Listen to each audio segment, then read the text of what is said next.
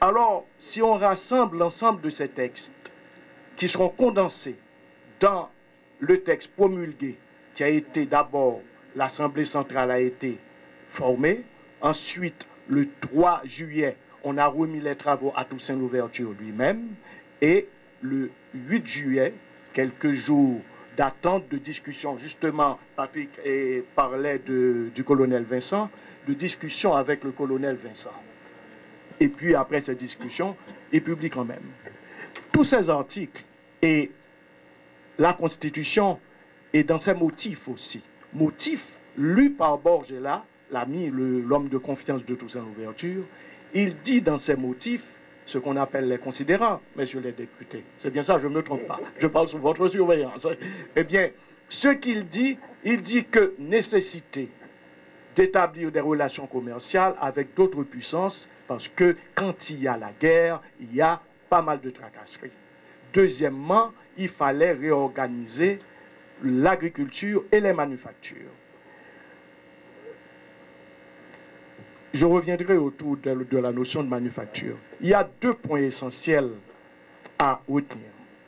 Dans toutes ces proclamations et ces traités entre l'Angleterre et les États-Unis d'Amérique et Toussaint Louverture, entre les États-Unis d'Amérique et Toussaint Louverture, il y a deux forces qui sont ciblées. Les cultivateurs, les masses, mais quand nous disons les masses, c'est une terminologie assez vague. D'accord? Tout comme quand on dit peuple aujourd'hui, c'est une terminologie assez vague. Eh bien, à l'intérieur des masses, il y a les producteurs, la matrice même du peuple ou des masses, si l'on veut. Et ces producteurs, systématiquement, sont la cible de Toussaint Louverture. Tous les décrets, tous les prescrits affectent directement les intérêts des cultivateurs. Et par la suite, dans la Constitution comporte, Patrick, 16 titres. Et tous les titres, il y a des titres qui traitent de tout, c'est-à-dire c'est un véritable État. L'État louverturien, on s'empresse de l'appeler louverturien, sans pour cela que ça ramène à Toussaint Louverture. Mais le problème qui se pose et qu'il faut dire, c'est que l'autre cible, c'est la France. Donc Toussaint s'attaque à deux forces, les deux plus grandes forces de la société de Saint-Domingue et les deux plus grandes forces en ce qui a trait aux relations entre Saint-Domingue et l'extérieur. La France, c'est la plus grande puissance militaire du monde. Et les esclaves, les cultivateurs, constituent la matrice même de la Révolution. Et c'est sur cette force que devait pouvoir s'appuyer Toussaint. Et comme de fait, c'est sur cette force, c'est à partir de cette force que Toussaint a édifié la sienne. Et alors, à partir de ce moment, il s'en prend aux deux principales forces à côté des autres composantes sociales. Et à partir de ce moment, la Constitution fait problème. Et les proclamations font problème. Et les proclamations et la Constitution font problème puisque Toussaint s'en prend à la France, amoindrit cette puissance-là, l'amoindrit de manière de plus en plus évidente, presque manifeste. Et deuxièmement, elle heurte les aspirations des masses.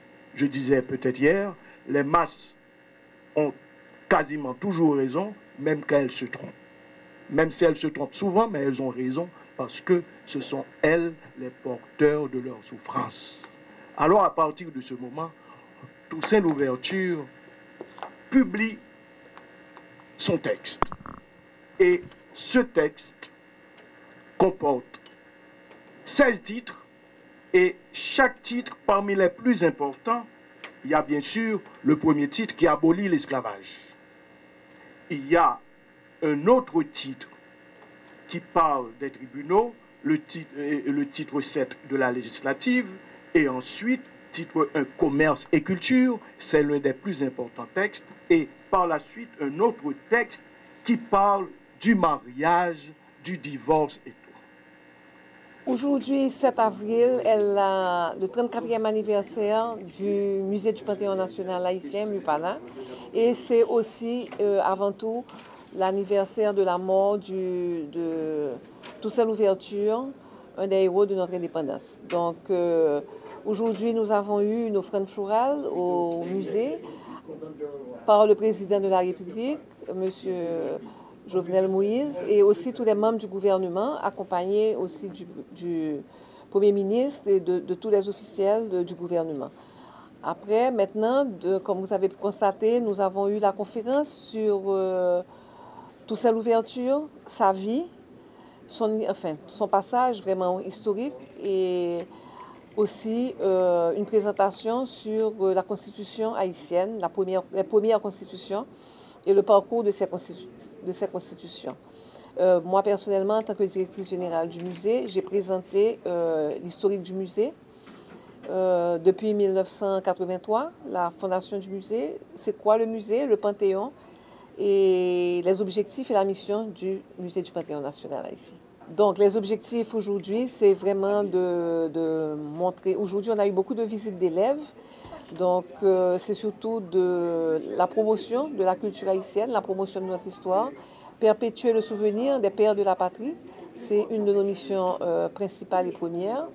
Donc, toute cette semaine, on a une exposition au MIPANA sur cette constitution et sur la vie de Toussaint Louverture. Donc, on attend, si vous voulez, le public, un grand nombre pour venir faire une visite au musée et apprendre un peu plus sur l'histoire d'Haïti. Ah non, je dois dire que les retombées sont plus que positives. Si je prends le nombre de visiteurs que nous avons eu aujourd'hui et le nombre d'élèves qui ont participé au débat, le nombre de visiteurs importants qui ont participé aux discussions sur la vie de Toussaint Louverture, je pense qu'il y a un très grand intérêt sur l'histoire d'Haïti.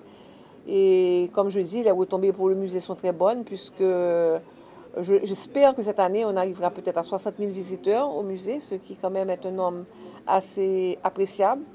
Et les visites sont en hausse.